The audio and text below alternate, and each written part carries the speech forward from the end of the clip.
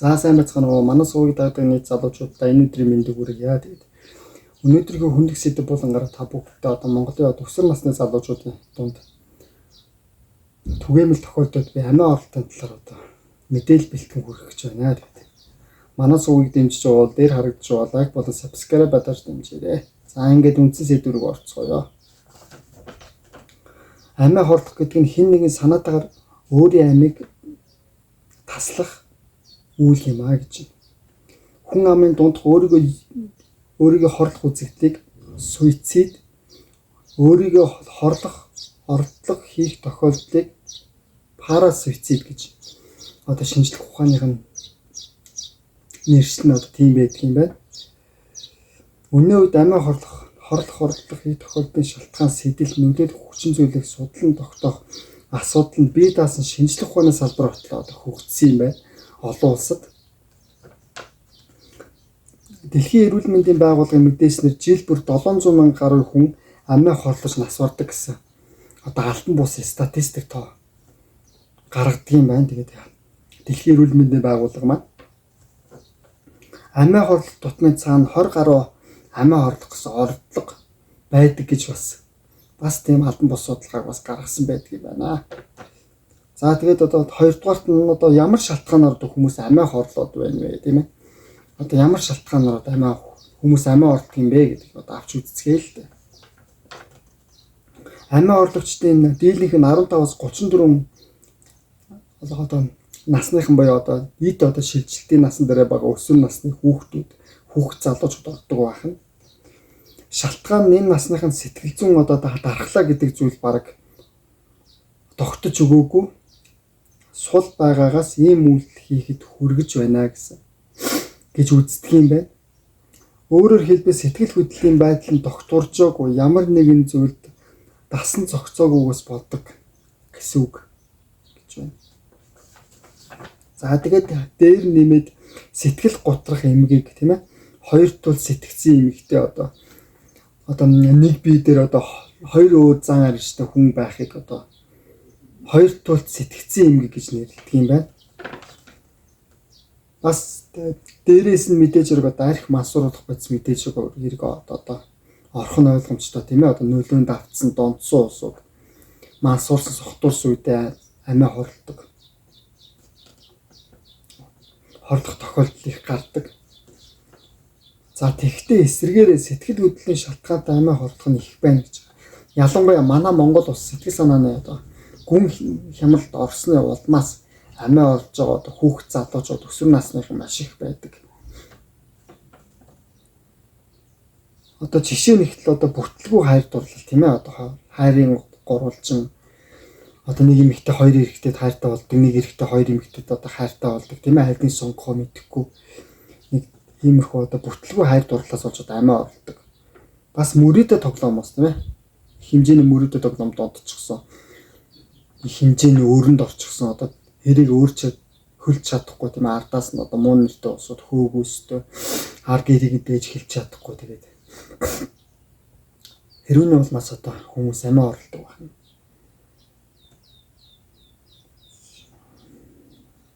Одоо дээр нь идэршгүй өвчин гэж юм да одоо бид бүгдийг мэдж байгаа одоо хөрөл бүрийн одоо хортой хоргүй авдар тийм ээ тэгээд дээр нь доох бэлгийн замын авдар төвчөө хизээж одоо идэршгүй вакцин байхгүй тийм ээ. Ийм өвчин туссан мэдээг сонсоод хүн мэдээж хэрэг гүн шоконд орох нь ойлгомжтой. Сэтгэл санаагаар маш гүн унах нь ойлгомжтой тийм ээ. Тэгээд одоо зарим нэг удаас давж гарч чадлагүйгээр одоо ингээд амнасаа хорлдог байна. За ингээд гэх мэт одоо шалтгаануудаас одоо сэтгэл санаагаар гүн унаж шоконд орсны улмаас одоо нухацтай бодлого тийм ээ ар гэрэгэнтэйгээ найз нөхдөдөө ажлын хамт олондоо одоо найз нь одоо ийм байна тийм байна гэд чөлөөд ингээд байна найз нь үнэхээр хэцүү байна гэж одоо нухацтай бодлогоогоор сэтгэлийн хөөрөлтөөр хит хөөрөлт хавтаж одоо амиа хорлох шийдвэрийг гаргадаг байна. За ингээд гуравт нь бол амиа хорлож болчихгүй хүнд ямар шин тэмдэг илэрдэг вэ гэж юм л да. Амиа хорлох гэж бүх хүн үхийг хүсдэг. Мэдээж хүн хүсэхгүй тийм ээ мэдээж. зөвхөн өөрсдөд нь одоо тулгарсан бие махбод оюун ухаан сэтгэл санааны зовлон шаналлаас ангижрахыг хүссний улмаас хүн маань одоо амиа орлдог байх нэ. За амиа орлох арга зам ирж хайх гэж юм л да одоо тийм ээ. Тэгээд өндөр сунах уу яах вэ тийм ээ. Орчин тойрны одоо тэгэхээр одоо судалж эхлэх нь вэ шүү дээ тухайн хүн маань. Тухайн амиа орлох гэж байгаа хүн маань тийм ээ.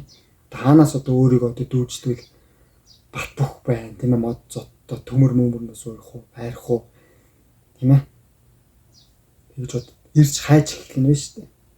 За тэгээд амьдрах хүсэлгүй байна гэж ярих гэж нь одоо найз нөхөд ажлын хамт болон хар гэрэгэндээ би амьдрмааргүй байна. Надад хэцүү байна. Би амар их өртөө байна. Давж туулж чадахгүй байна. Хар гэр маань ингээ магийг зоддог нүддэг тийм хөөдөг туудаг. Надад үнээр амьдрах хүсэл алга намайг тоож байгаа хинч байхгүй гэж одоо бусдад одоо өөрийнхөө зовлон одоо нийн нүгөө ярьж байвал одоо амиа орлох гэж байгаа хүний одоо нэг шинж тэмдэг байх нэ. За бусдад одоо ачаа дарамт болж байгаа гэж одоо бас одоо олон нийтэд одоо яриад одоо явах нь одоо бусдад ачаа дарамт болж юм. Над чиг одоо хүн энэ гэр бүлд хэрэггүй хүн алгаа. Тийм учраас би одоо өөрийнхөө амийг хорлохоос арга байхгүй нэ гэж одоо бусдад ачаа дарамт болж байгаа учраас би одоо зайгаа тавиад өгөө, зай болоод өгөө. Тийм ээ би одоо зайлаад өгөө. Би үхээд өгөө гэж ярьж ивэл одоо энэ хүн маань бас нэг шинж тэмдэг байх нэ. Сотур утгуундаа эсвэл мансууруулах бодисны одоо хэрэглээг нэмэгдүүлэх гэж юм л та.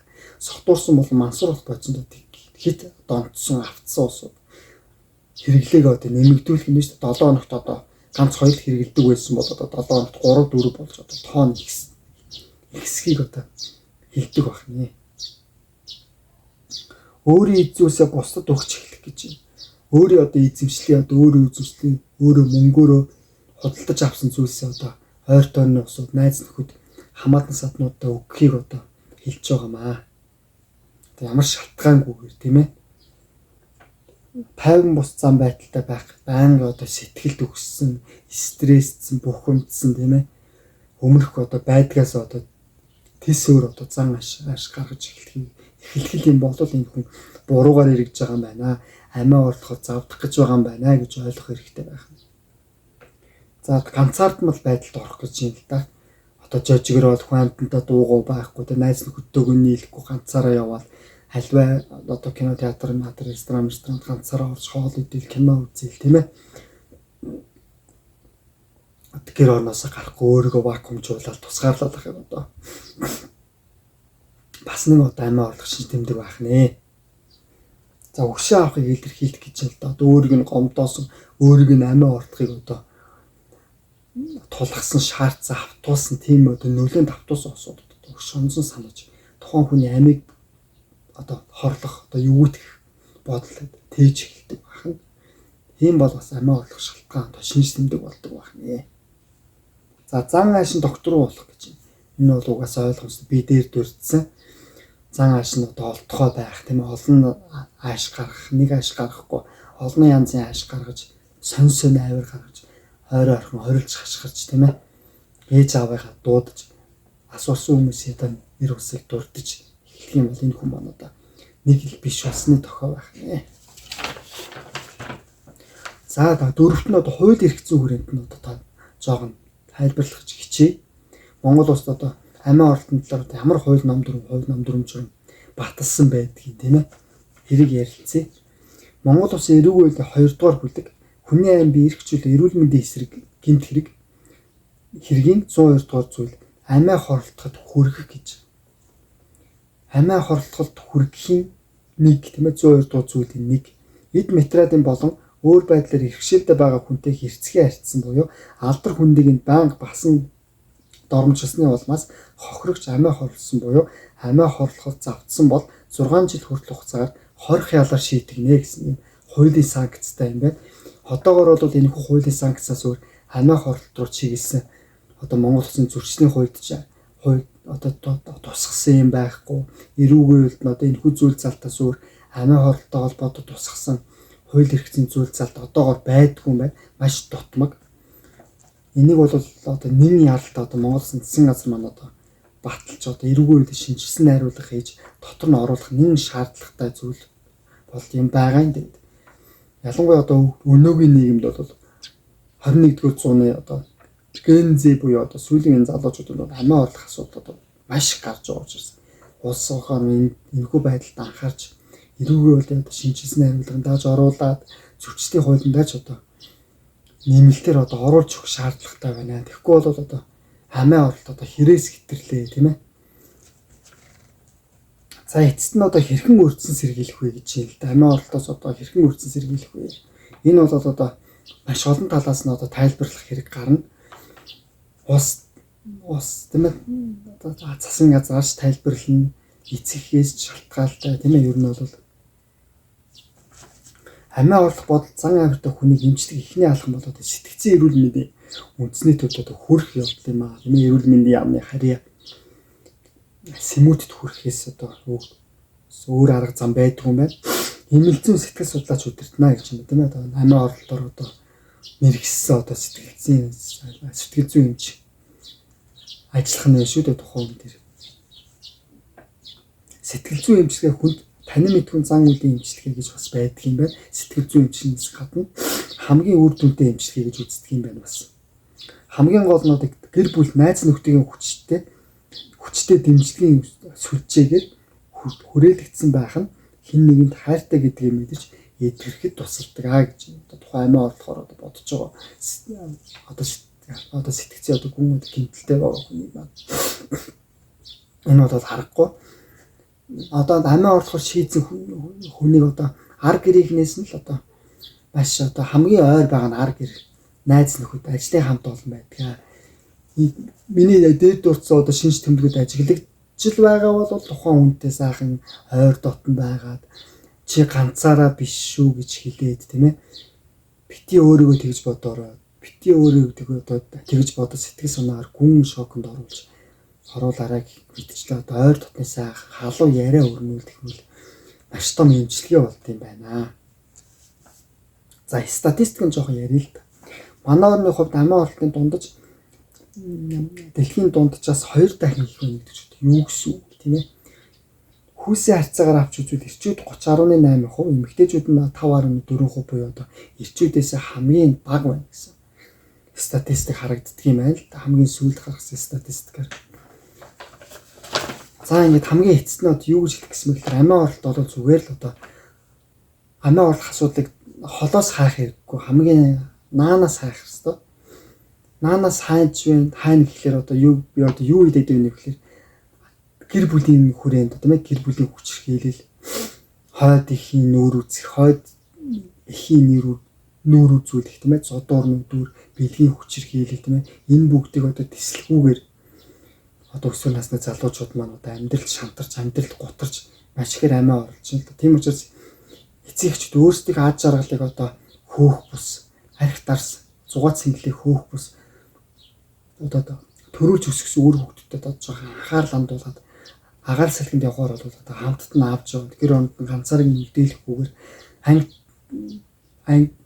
ангид одоо ямар хөвгтөдтэй ямар нөхдүүдтэй одоо найз нөхөрлж чинь тийм ээ, болж бүтэхгүй нөхдүүдтэй найз нөхөрлж чинь багш тань одоо уулзаад ангийн урд моралтын одоо чөлөөтэй сайхан ярилцаад амиа орлтын талаар малаар тийм ээ, хангаж шатны мэдгэдэггүй өгөөд тиймэрхүү арга хэмжээ авах хэрэгтэй. Эцэгхээс бол маш их шалтгаалж байгаа. Ер нь бол амиа орлолт. Тэгээд хоёрдугаарт бол Монгол Улсын засгийн газар маань бол үнэхээр нэр юу ч хийхгүй байна. Залуучууд руу чигээс ямар ч ажил арга хэмжээ хийхгүй. Зөвхөн өөрсдөө хар амийг бодоод хэрхэн хэдэн цаас яаж салтаалах вэ, халааслах вэ гэдгийг л бодож байна. Ингээл хүүхд залуучууд руу чигээс боловсролын чиглэсэн соёл арга хэмжээ ертөөсөө зохион байгуулахгүй байна. Хотын 6 дүрэгт дор хаяж нэг сагсан бөмбөгийн талбай, теннисний талбай тийм ээ. Одоо экстрим тоглоом, сноубордын талбай хүрт байгуулчих хэрэгтэй байхгүй. Тэгвэл хүүхд залуучууд одоо дагаад цагаа одоо зөв боловсон өнгөрөх газрууд бага байгаа учраас амиа орлтын шалтгаан их байгаад байгаа байхгүй. Энэ дээр маш сайн анхаарал өгвөл бас ингээд залуучуудын маань амиа орлох, амьдралд итгэлгүй болох, бусдыг үзээ ядах, дагаад бас их эзгээ үзээ ядах Монгол Улсын засгийн газар цагдаа сэргийлэх хийгээ байгуулыг үзий ядахгүй болох юм байгаамаа. Уул нь бол даанч тэгээд 1000 ингэж хэлээд Монгол Улсын засгийн газар маань нэг чихээр оруулаад нөгөө чихээрээ гаргадаг нь үнэхээр харамсалтай юм. Тийм учраас одоо эцэст нь одоо Монгол Улсын засгийн газарт хандаж хэлэхгүйгээр 100% эцэг эхт нь хандаж хэлэхэд эцэг эхтэй тав хараа биш үр хүүхдүүдэд тав хараа хальтаа сайжруулаач л гэж хэлээ. Ийхүү одоо өнөөдрийнхөө дугаарыг ингээд ийм өндөрлүүлье. Анхаарлаа дуусна. Манай сувгийг дэмждэг хүүхд залуучуудаа баярлалаа. Энэ удаагийн дугаарыг өндөрлөж байна.